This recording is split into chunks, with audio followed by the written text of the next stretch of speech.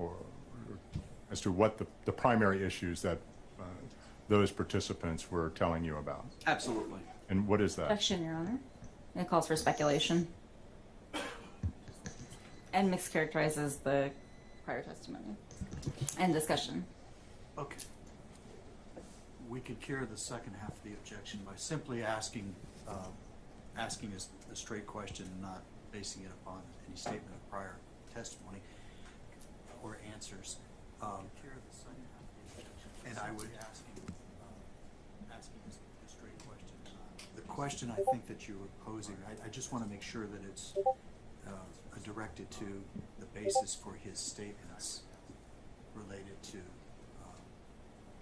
the opinion relating to the reasons for not showing up. I'll rephrase the question, Your Honor. You understand what I'm saying? I think I do. All right. Well, if you don't, I think we'll hear about it in just a second. So please re-ask the question, sir. You were asked by counsel for the defendants a number of hypotheticals that might have affected turnout on Election Day. You spoke with the number of participants. Sorry, objection, Your Honor. Can I finish my question, maybe? He's repeating exactly what he did before, and he's characterizing my question as hypothetical when it was not. And the court specifically asked him to just pose the question without referring to my previous question. Your Honor, I'm actually not referring to his examination. I'm referring to your co-counsel, and she actually used the word hypothetical.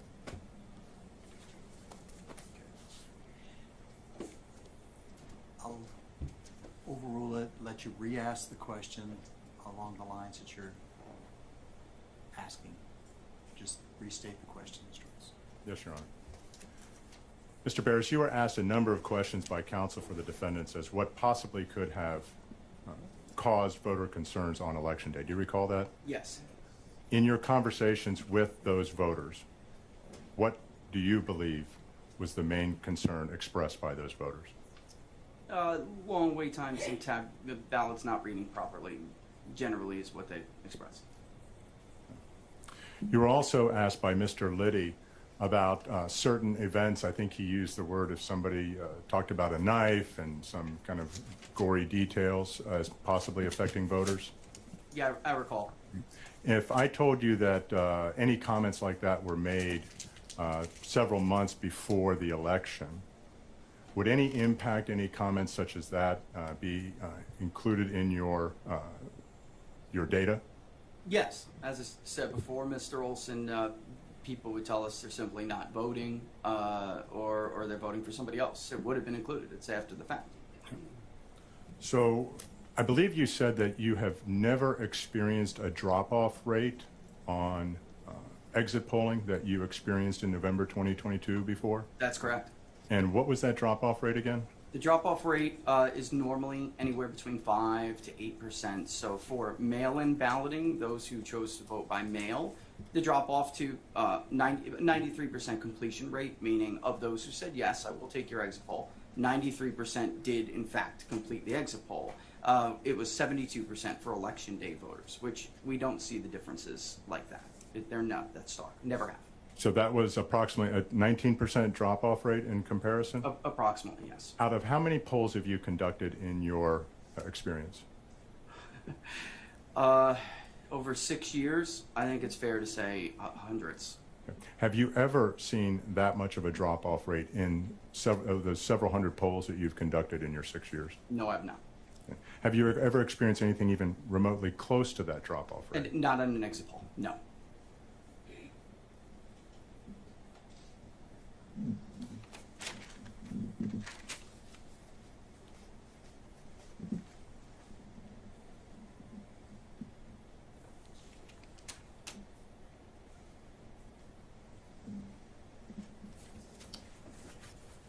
Thank you, Mr. Barris. Your Honor, we have no further questions.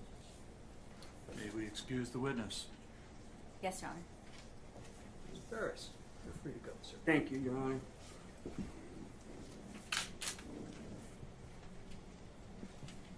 Okay. Counsel, we attended to all the exhibits that the plaintiff intended to offer. Yes, Your Honor. Okay. Do you have any further witnesses or testimony? No, Your Honor. So of the plaintiff rests. Yes, Your Honor. Thank you. Defense. Thank you, Honor. We'll call our first witness, who's Kenneth Mayer, and he'll be joining us by the Teetons link. Very well.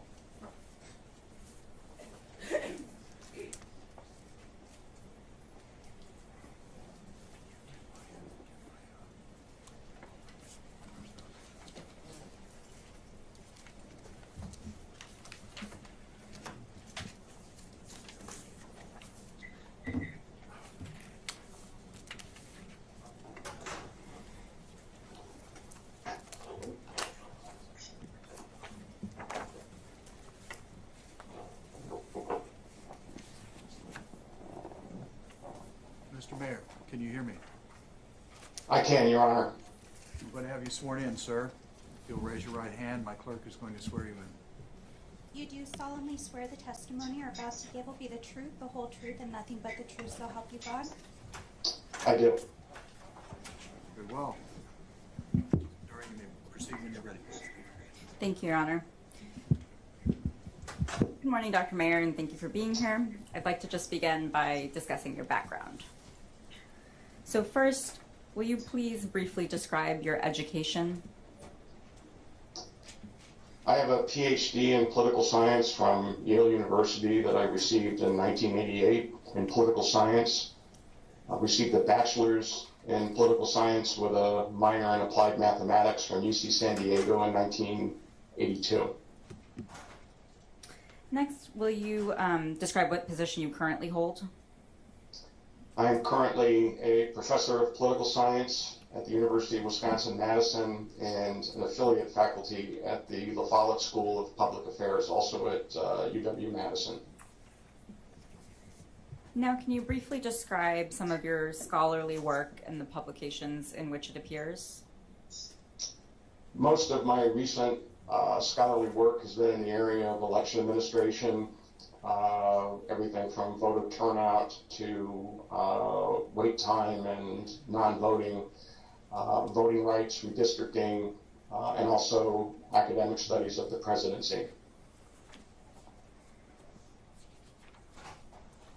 Okay, and can you, I know you just described a number of different areas of research. Can you focus a little bit on some of your work as it relates to polling and tell us a little bit about your background there? I have actually done various polls since my earliest days at Wisconsin. I was hired as a pollster in the early 1990s. I have done work in the last 15 years, surveys of state election officials. I'm on the board or steering committee of a unit here at UW called the Election Research Center. And we've done a number of polls around the Midwest and states in 2016 and 2020. I've also done surveys of non-voters, so I've been involved with the design and execution of surveys and polls over the last 30 years. And another sort of relevant to this case area that I would like you to describe some of your background in. Specifically, can you describe some of the work that you have done relating to polling place lines? I was part of a national research group that did a study of polling place wait times and lines in 2016. And I'm currently involved with some advice or consulting with a local municipality about optimizing their allocation of polling place resources to reduce wait times. And have you previously testified as an expert in legal cases? Yes, many times. Have courts relied on your expertise and opinions? Yes, they have. Has a court ever rejected your testimony? As being excluded as a non-witness or not an expert witness, no. Have you served as an expert witness for both plaintiffs and defendants in the cases that you've been involved in? Yes. And have you worked on behalf of both Republicans and Democrats? Yes. Now, turning to this case and your work in this case, as it relates to printing and tabulator issues, what were you asked to do? I was asked to evaluate claims that issues at voting centers caused long wait times or had resulted in voters basically walking off or not being able to vote. My analysis was focused on the available data. Did you review the complaint that was filed in this case? Yes, I did. What about any of the attachments to that complaint? I reviewed the attachment with respect to a number of the affidavits that or declarations that voters had filed, and also reviewed the report of Mr. Barris. Have you watched any of the testimony that's been given in this case yesterday and today? Yes. Have you watched all of it? Yes. So as it relates to the question that you analyze, what is sort of your high-level opinion? My high-level opinion is that all of the claims that were made in the complaint about the effects of voter wait times, the claims of disenfranchisement, claims of a disproportionate effect on Republicans and Lake voters, that they are all based on pure speculation, that there's simply no data to support any of those claims, and actually quite a bit of data that suggests that those things actually did not happen. Okay, let's now discuss sort of the specifics of what you base your opinion on. Are you familiar with reconciliation and provisional vote data? Yes. Just generally, what is that? So in this context, reconciliation data typically refers to comparing data on the number of voters who check in at a polling place and the number of ballots that are cast. Provisional vote data, there are a number of circumstances in which people will present at a polling place, and for one reason or another, there are questions about their eligibility, and rather than turn them away after the Help America Vote Act in 2002, polling places are required to let them vote provisionally. They cast a ballot, and then after Election Day, election officials try to figure out whether or not they were eligible. And if they're eligible, if they find out or conclude that those voters are eligible, the ballots are counted. Otherwise, they're rejected. And what about reconciliation data? What is that? Well, that's the comparison of check-ins and ballots, which will provide information if there are people who check in at a polling place. When they check in, they show their ID, they identify themselves, and the number of ballots that are cast, and those numbers should line up or be close. And did you examine reconciliation and provisional vote data in this case? I examined the summary data reported by Maricopa County. And what did that data show?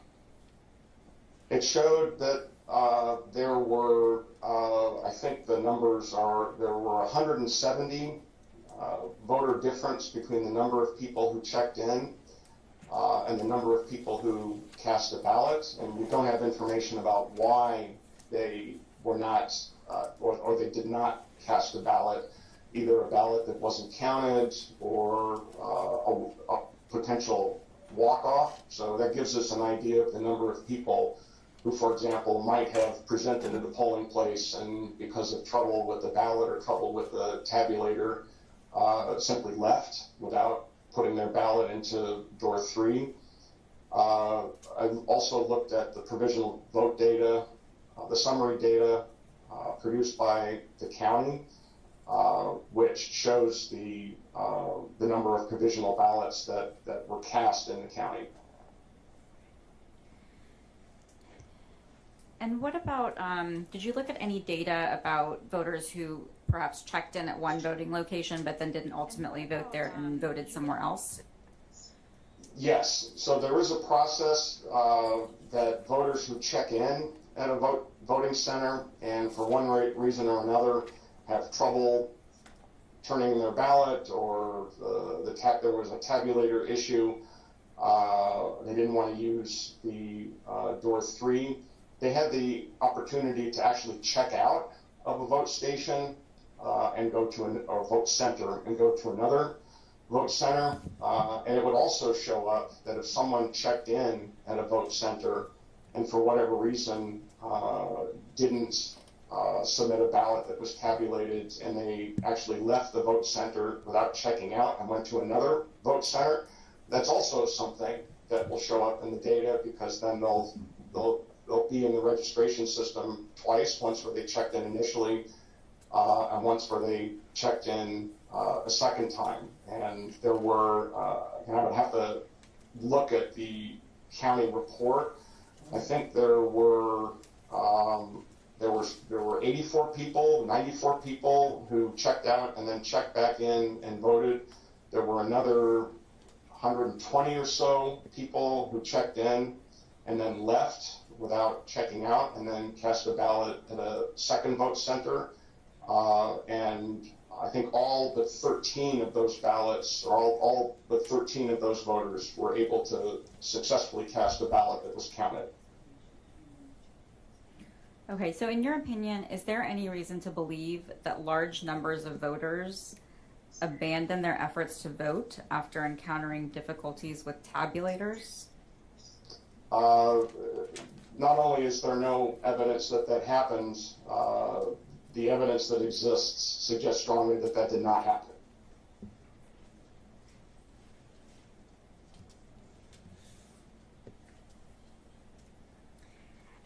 And I think you mentioned this already, but the voters who perhaps did encounter an issue with a tabulator, did they have another option of how to submit their ballot for counting?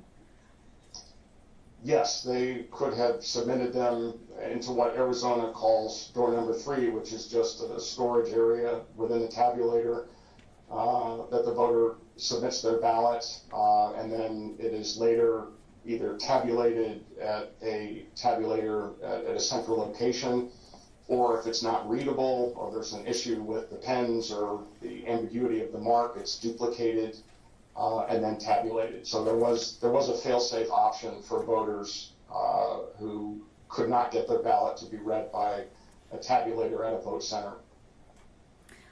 In your experience with election administration and your work, are things like tabulator malfunction something that can happen in elections? Yes, it happens. I want to make sure it is one of the most common issues that arises in the work on election day operations that I have studied. And is it possible for issues with tabulators to occur even when election officials follow best practices? Yes, it can happen for reasons that are not anticipatable. It can be just sort of machine breakdowns or the sorts of things that are hard to predict.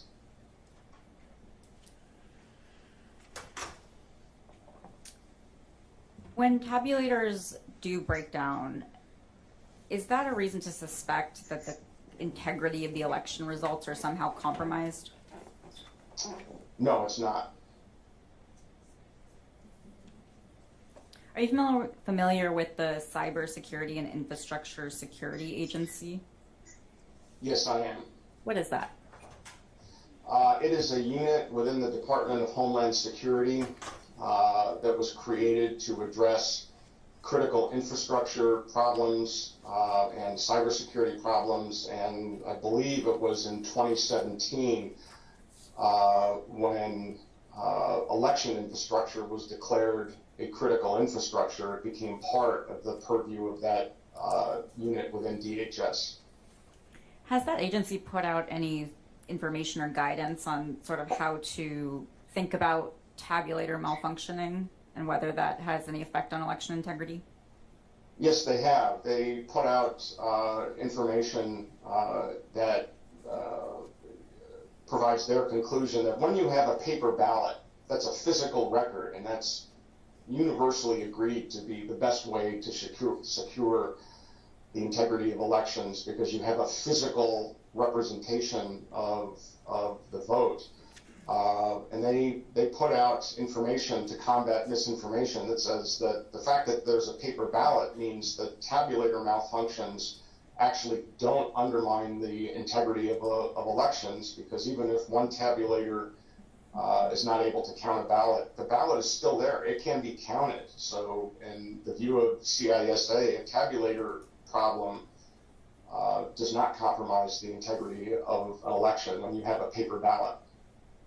Okay, so to kind of wrap up this part of what we've been discussing, did you find any evidence that large numbers or any specific number of voters were disenfranchised because of the tabulator issues that occurred in Maricopa County?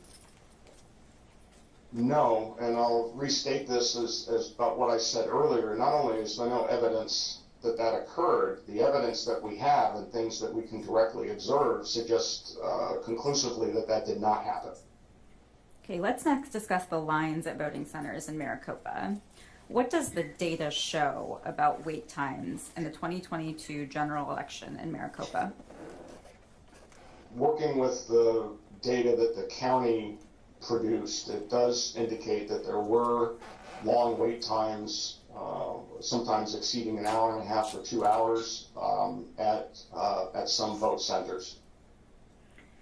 Do you recall roughly how many vote centers had that sort of a wait time? I would have to look at the report. I think it may have been 7%. So, but I don't recall specifically sitting here. Okay. Can we pull up what's been marked as Defendant's Exhibit 2? I'm sorry, Exhibit 1.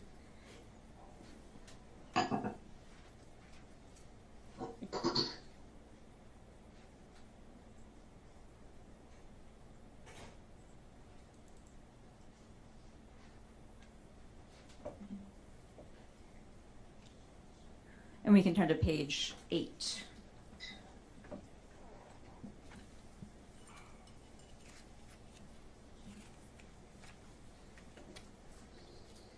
And we can focus in on the paragraph that starts in 2022. Dr. Mayer, looking at this, does this refresh your recollection about sort of the specific numbers about reported wait times in Maricopa? Yes, so the 7% reflects the percentage of vote centers that had maximum wait times of over an hour, and that nearly 3/4 or 72% reported a maximum wait time of 30 minutes or less. What's your understanding of how Maricopa County measured the vote times? My recollection is that the process was described in the 2022 election plan, that they were monitoring the number of voters who were checking in over time at vote centers, and then were actually counting the number of people waiting in line at regular intervals. I think it was 15 minutes. Have you heard testimony today or yesterday that the vote times reported by Maricopa were inaccurate? Yes. And what's your understanding of the kind of evidence that forms the basis for that testimony? So my understanding is that some of the evidence comes from declarations or affidavits that were submitted by people who were in vote centers, and also the testimony of Mr. Songklar yesterday afternoon, when he testified that he observed, and other people who told him that they observed long wait times at more vote centers than what the county data reported. And based on your experience, how does that kind of sort of self-reporting or one-off statements, how does that compare to the type of systematic monitoring that you described that Maricopa did? Well, one of the things that we know, and this research that I've been involved with, is that estimating or calculating voter wait times is not a completely straightforward process. You can't just look at a line by itself and estimate the line or the wait time from looking at a line. You have to go through a systematic process of looking at the throughput or the number of people that, in this case, a vote center can process in a given amount of time, and you have to do it regularly. In the research that I was involved with in 2016, we had people observing polling places at precincts and locations all over the country, and we trained the observers that the way that you estimate the vote time and processing time is that you have to systematically pick every fourth, every eighth, some regular number of voters. You have to count the number of people waiting in line. You have to time it with a stopwatch or a digital timer on a phone or a watch. It's not something that you can estimate by just kind of eyeballing it. It needs to be systematic. And my conclusion from comparing the way that the county estimated vote times in those self-reports, that my conclusion is that the county method is likely to have been more reliable than the self-reports. Are there any issues with self-reporting specifically that can affect how reliable those sorts of estimates are? Yes, there's actually a long literature, not just on line length and wait time for elections, but this is something that businesses are concerned about. One of the things that research shows is that even someone's perception of how long they have been waiting in line is frequently not accurate, and it can be affected by their frustration and expectations. Someone may feel or report that they've been waiting in line longer than they actually have when it conflicts with what they think ought to have happened. So there are a lot of ways in which non-systematic or impressionistic reports of wait times can be less accurate than systematic evaluation or estimation or calculation of wait times. And you mentioned that you reviewed some of the declarations that were submitted in this alongside the complaint. Was there any evidence in those complaints of sort of this unreliability or variation from the self-reporting that you saw? One of the things that I noticed in those reports is that there were very, very wide variation in reports of the number of people who were waiting in line and how that correlated with wait times. There were some reports that said that someone at a vote center counted a line of 35 to 100 people with a wait time of an hour and a half. Other reports that a line was 500 people long and with an hour wait time. People were giving ranges of line lengths from 250 to 500, 35 to 100, 100 to 250. There's lots of variation. And again, you can count the number of people in line, but it actually is, it's more difficult to do that when you're just kind of estimating it. So there was wide variation in the reports of line length and wide variation in how line length was the claims that a particular line length led to a particular wait time. Thank you. So now I'd like to move on to Mr. Barris and the testimony that was given this morning and the report that you reviewed. Let's start with the conclusion or the opinion that the tabulator issues at vote centers disenfranchised enough voters to affect the outcome of the election. Do you agree with that conclusion? No, absolutely not. There's absolutely no evidence to support that conclusion. Okay, and we can sort of break it down and go through each piece of it. So let's start with the poll that Mr. Barris conducted and that he described this morning. In your opinion, does that exit poll support Mr. Barris's conclusion? Not at all. What are some of the issues that you found with that poll? So as I listened to Mr. Barris's testimony, virtually the entirety of his conclusion rests on the inference that because people in his exit poll, because people who said they were going to vote didn't respond to his poll, that he is making the assumption that every one of those people who didn't respond to his poll tried to vote or didn't vote because they were disenfranchised, that he's essentially taking that non-response rate and he's assuming that every person in his poll who didn't actually respond to his poll didn't vote because of tabulator problems. And there are about 5 logical leaps that you have to go through to get from that premise to the conclusion.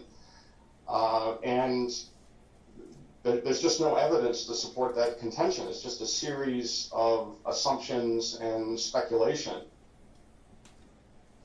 Can you give some examples of other reasons that somebody might not have ended up responding to that poll?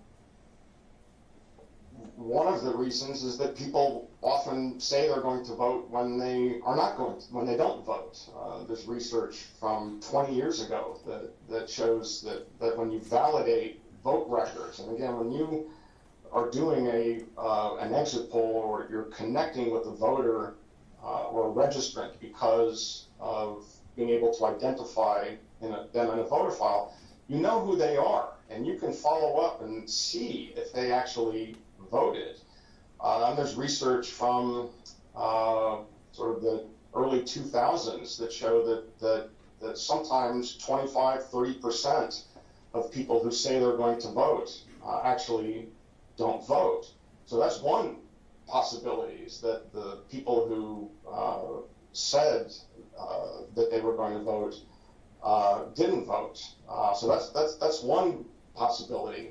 Another is that the people who fall into that category say that they're going to vote and then don't vote. There are all kinds of reasons why the effects might be different for different types of voters. You might have someone who votes absentee be more likely to respond positively and vote as opposed to someone who is telling you what they might do 2 or 3 weeks in the future. There can be a proximity effect where someone who was just asked to participate in the poll and agreed to it, and they complete the poll in a couple of days or a week, they might be more likely to eventually respond to the poll and participate when they just voted, as opposed to if they're going to vote on election day and that act might be 2 or 3 days, a week, 2 weeks, 3 weeks in the future. So there are all kinds of reasons why someone might say that they're a likely voter and then not vote, or say they're going to participate in the poll and agree to participate in a poll and wind up not participating. Based on your experience, if a poll had an unexpected non-response rate, what would that tell you about the poll? Well, the first thing that I would think of if I had that kind of differential non-response rate is that I would worry that there was something wrong with the poll, that there was something about the sample, something about the selection criteria, something about who was more likely to respond, whether it's demographics or age or even partisanship. I think it's worth noting that Mr. Barris has actually presented no data to support any of his contentions, neither in his testimony or his report. There are no marginals, there are no demographics that break down the people who responded or didn't respond. there are all kinds of reasons why that might happen. And again, having gone through this process myself, my initial reaction would be there's something going on with my sample. There's something going on with that screen that's not picking up the thing that I'm trying to measure. In your view, I mean, you heard Mr. Barris' testimony, and he said that the people who ultimately responded to the poll, those are people who voted. Is that your understanding? Or at least self-reported voting, I should say. That's my understanding. These are people who said that they voted. What's your opinion on drawing conclusions about non-voters based on polls of voters? My conclusion is that you shouldn't do it. When there are polls, there are surveys, large-scale surveys. Some of them are done by the Census Bureau. Some of them are done by academic centers that actually go into the details of who voted and who didn't vote. And those polls actually have a battery of items for people who say they didn't vote, about why they didn't vote. And the one that I refer to is called the Survey on the Performance of American Elections. It actually has a 13-item battery that goes into why people didn't vote, that they weren't interested, they weren't registered, the lines were too long, it was raining, they had lacked transportation. There are all kinds of reasons, but I don't think, in my view, it's decidedly improper or wrong to make inferences about why people didn't vote by asking questions of people who did vote. Let's shift gears a little bit and talk about some of the specific calculations that Mr. Barris did. Mr. Barris gave some testimony about what would happen if overall turnout had been 2.5% higher, or some range, some, I guess, undefined range higher. In your opinion, is there any reasonable basis for Mr. Barris' selection of 2.5%, or any range? Well, I mean, going by what Mr. Barris said in his report, is that he picked 2.5% because that is the number that would generate, in his view, uncertainty about the outcome. There's just no basis for that. He's picking that number out of the air. There just is zero basis for speculating that turnout might have been. And you know, he's presenting this as a what if, but it's not just a what if. He's presenting this as a possible scenario to shed doubt on the outcome. And there's just no basis for that number. And there's also a little bit of sleight of hand that he did in doing the calculation, because the 2.5%, he thinks, well, what if 2.5% of voters, turnout overall increased by 2.5%?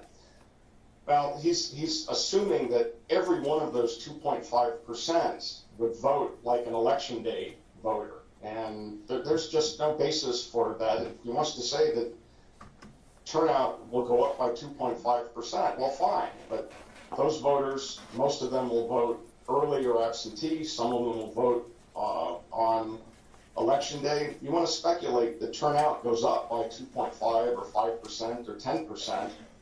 You would have to assume that those voters would vote like the ones who have already voted. So, not only is there no basis for that 2.5% figure, he's doing his math incorrectly about how he thinks those people would vote.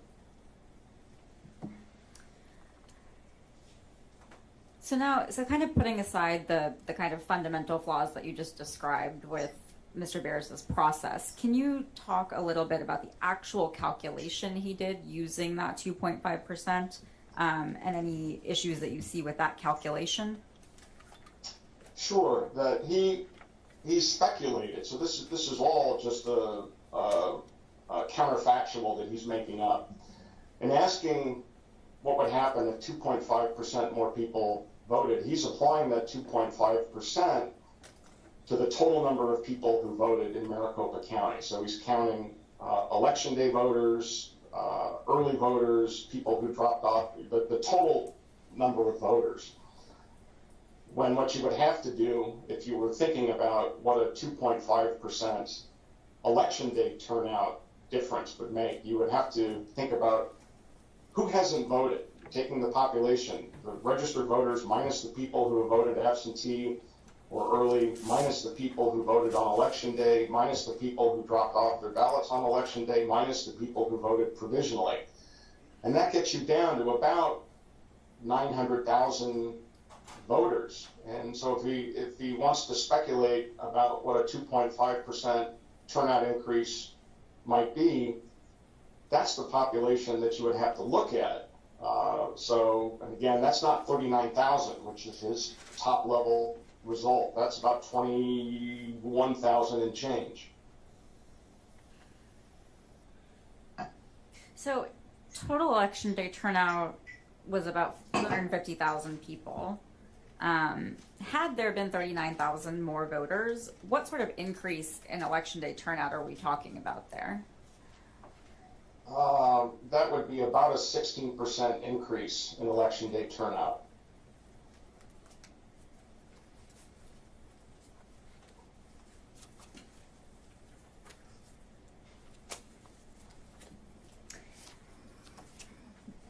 What, just briefly, Mr. Barris, I think, used terms like a reasonable degree of mathematical certainty or other phrases like that. What are your thoughts on those sorts of qualifications or modifiers, I guess? Well, reasonable degree of mathematical certainty is actually a term that has no meaning. It's not something that is used in academic work. It's something that the National Institutes of Standards and Technology, the federal agency, says you shouldn't use because it doesn't convey any actual meaning. And I think what Mr. Barris is doing is he's relying on jargon to give a veneer of scientific precision to his calculations, again, that there's no basis for. So it's a phrase that doesn't have any real meaning. And getting close to the end here, are you familiar with Big Data Poll? I had not heard of them before my work on this case. Through your work on this case, what's your general impression of how they're regarded in the polling community? Well, again, 538 gives them a failing grade and excludes them. And again, they do that because of either lack of transparency about methods, inaccurate methods, or accuracy. So based on that and the evaluation of the pollsters who are in that group, about 490 pollsters, based on that, my conclusion is that they are not well regarded by the professional polling community. Okay, and I think last question for you from me. You've already said that you've watched all the testimony given at this trial. Based on everything that you have seen and heard, in your opinion, is there any reason to believe that the tabulator issue on Election Day in Maricopa County prevented or discouraged enough voters sufficient to change the outcome of the election? No, and again, not only is there no reason to think that had happened, the available data suggests conclusively that that did not happen. Thank you, Dr. Mayer. That's all for me, and now the Plaintiff's Counsel will probably ask you some questions.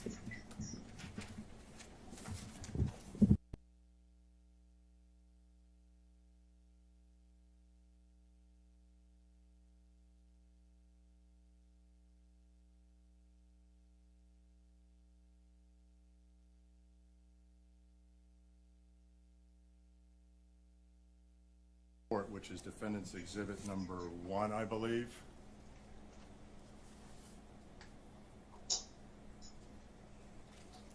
So I just said, counsel, I can't see you.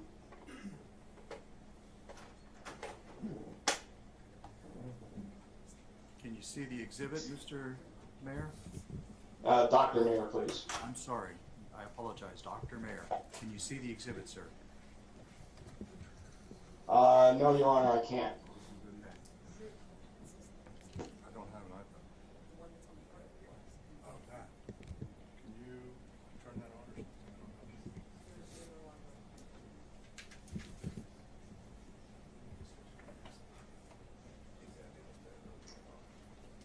I can see it now.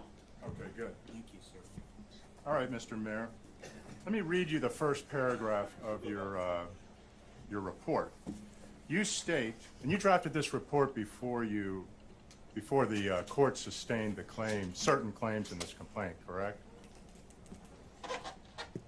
I'm sorry, I don't understand the question. What date did you draft this report? I believe I submitted this report on Monday, the 19th. Did you know that the court had sustained certain claims made in plaintiff's complaint before you submitted this report?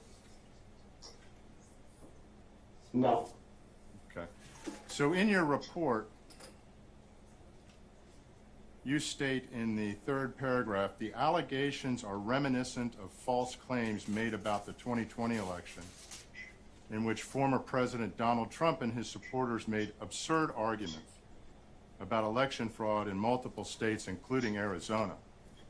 As was repeatedly found by federal and state courts all over the country, those claims were based on completely unreliable data and evidence and contorted basic facts about election administration into fanciful conspiracy theories. You see that, sir? I actually can't see that in. You recall making that statement in your report? Yes. Okay. So as I said earlier, the court found that two of plaintiff's claims were sufficiently meritorious to allow them to proceed to this trial. Is it still your contention that these two claims are absurd, fanciful conspiracy theories? My contention is that the claims that the tabulator problems disenfranchised enough voters to cast the election into doubt are incorrect. Well, you made a number of assumptions or arguments in your report, such as on signature verification as well, didn't you? Yes. Okay. Are you a signature verification expert? No.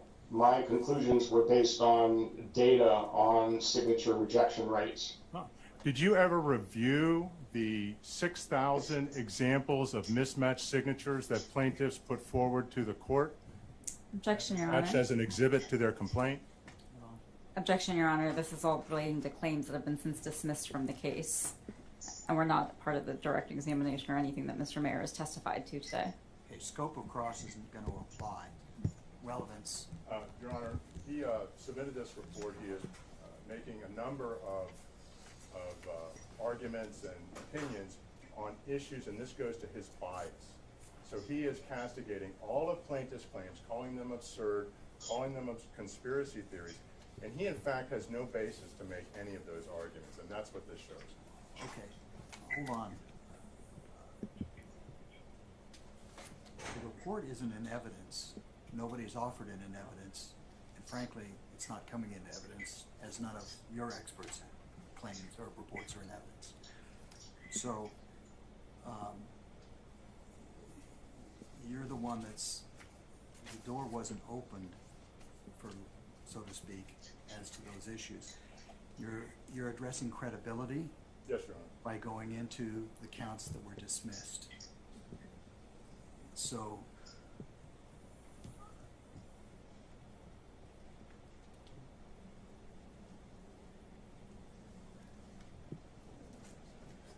I can give you some leeway in terms of addressing his opinions as they relate to a baseline for who he is and where he draws his experience from for rendering opinions, but we're not getting into the weeds related to the minute details of why certain Yes, Your Honor. claims were dismissed or not. Fair enough? Yes, Your Honor. Okay. Thank you, Your Honor. All right, Mr. Mayor, you claim to be an expert in a number of things. I'm curious, as an expert, is it important to rely on relevant data before you render an opinion? Yes. And in terms of signature verification, plaintiffs submitted over 5,000 examples of mismatched signatures. Did you review any of that data before you criticized plaintiffs' claims regarding signature verification? My claim was based on the data on signature matching rejection rates in Arizona and in jurisdictions around the country that engage in signature matching. So you didn't, so the answer is no, you did not review that data, correct? That's correct. Did you review any of the sworn testimony of the actual signature reviewers who were reviewing signatures for Maricopa County in the 2022 general election? Objection, Your Yes. Honor. Relevance, the data he's referring to is from the 2020 election, which is not before this court. No, Your Honor, I'm referring to the sworn testimony of signature verifiers for the 2022 general election. And, go ahead. I'd moved on from the 5,000 examples.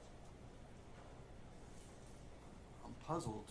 I have this look on my face because I read the affidavits and I must have missed those thousands of signatures. The declarations that we submitted, the 3 from the signature verifiers, testified under oath as to rejection rates that they were performing for 2022 signature verification. Okay. Now, granted, now with that explanation, I understand what you're asking, but that wasn't what you asked. I'll rephrase, With Your all Honor. respect, I think if you were talking about did he review the affidavits of people who reviewed signatures in the 2022 election, you can proceed. Yeah. Thank you, sir. Mr. Mayor, did you review the declarations of the 3 signature verifiers for the 2022 process in Maricopa County? I believe I did. And do you recall those witnesses testifying to rejection rates that they were performing and observed between 20 and, say, 40%? That's what I recall. Okay. Do you think they're lying about that? My conclusion was based on those rejection rates were hundreds of times higher than the actual rejection rates in Maricopa County, Arizona, and jurisdictions around the country that use signature verification. I'm not making a claim about whether or not they're telling the truth or lying. I'm saying that those reported signature verification rates are wildly higher than rates that have occurred historically in jurisdictions around the country. Okay. But you've never personally inspected signatures in Maricopa County? That's correct. Are you an expert in anything related to cyber? I'm not offering a conclusion about anything related to cybersecurity other than the sources that I cite in my report. Did you examine any of the ballots that were used in the 2022 election? No.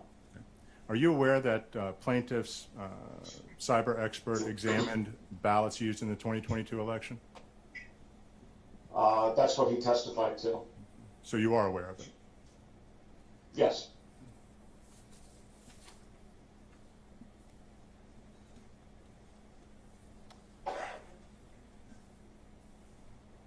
Were you in Maricopa County on election day? No.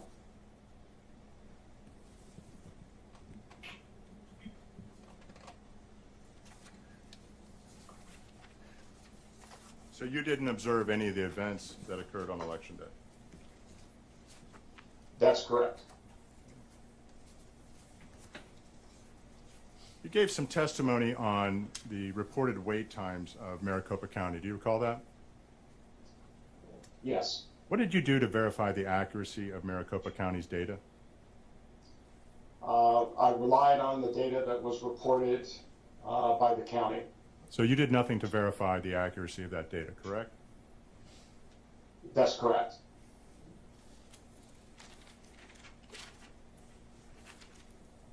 Is it fair to say that wait lines at various vote centers could vary in the rate of movement? I'm sorry, can you ask that again? So you can have varying rates of movement within wait lines at different vote center locations, correct? I'm not quite sure I understand what you mean by rates of movement. Well, the length of time it takes to get through the line. So that can vary, yes. Okay, and that can vary for many reasons, correct? That's correct. So, for example, if tabulators at one center were down 80% of the time compared to another center where the tabulators were down maybe 10% of the time, that could cause the wait times to vary, correct? That's correct. And so a variance in wait times wouldn't necessarily just be because of some supposed issues with self-reporting, correct? It's possible, yes.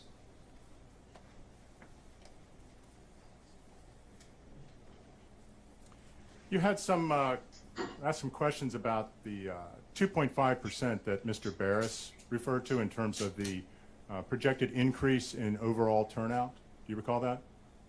Well, it wasn't a projected increase, it was a hypothetical increase, but yes. Are you aware that the county in their 2022 general election plan made 2 forecasting models for turnout on election day? Yes. Okay. And are you aware that the one model projected around, I think, 290,000 as the turnout on election day? Yes. And are you aware that the other model projected somewhere around, I think, 250,000 on election day? Yes. What's the, that's about roughly a 40,000 voter difference, correct?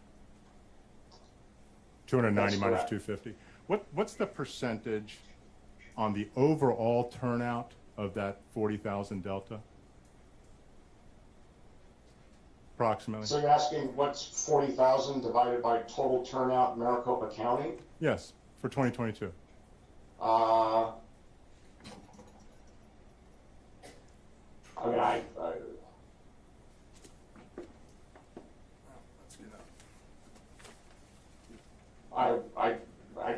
trying to do the math in my head. It's looks like it's about 3%, maybe a little bit less than 3%. Okay, so Maricopa's own projections showed a delta of approximately 40,000 voters as having about 2.5–3% impact on overall turnout, correct? Well, you're talking about 2 probabilistic forecasts, but yes, the difference is about 40,000 between those 2 forecasts.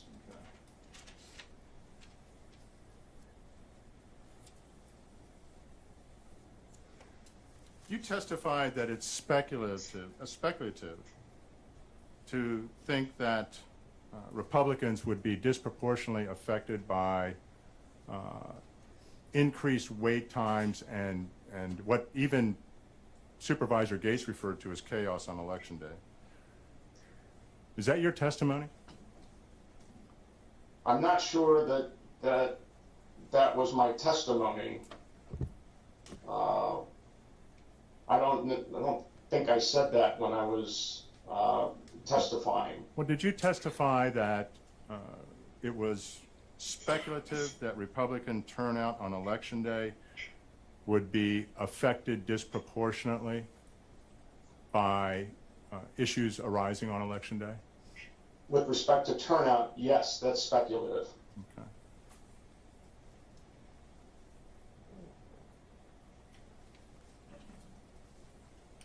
Would you agree that Republicans' turnout on Election Day for the 2022 general election in Maricopa at least a 3-to-1 ratio compared to Democrats? Well, I would phrase it differently, that of those who turn out on election day, those are more likely to be Republicans. I'm not sure if the breakdown in their vote was 3-to-1.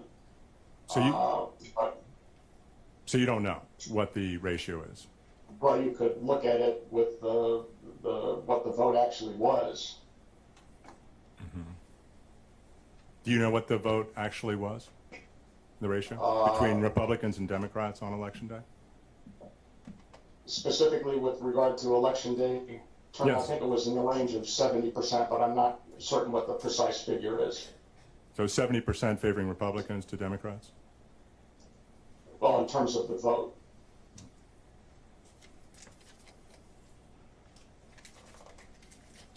You gave some testimony about the reconciliation procedure for check-in versus voting. Do you recall that? Yes. Would that data include voters who simply looked on TV and saw a long line or heard reports on social media about long lines and decided not to go and vote? Or would it include that data? It would not include. It would not include that.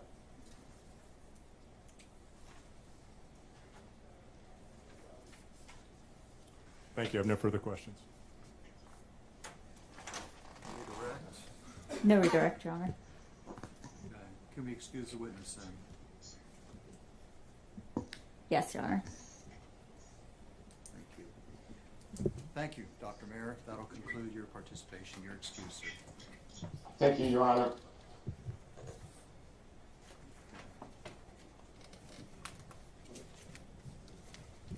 All right. We'll take the noon recess until 1 o'clock. We'll resume at that time. All right.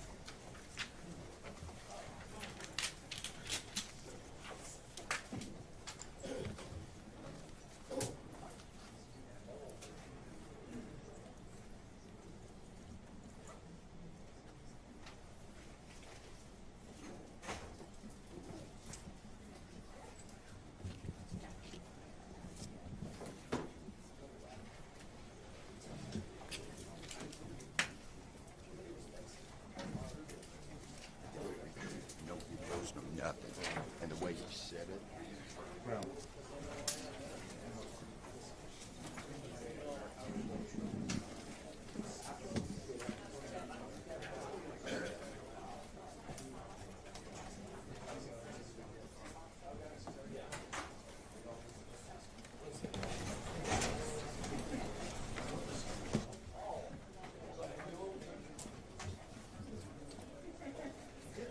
So just to confirm, you're going to keep it rolling through the lunch? Yeah. Awesome. Almost forgot to put my extra battery on.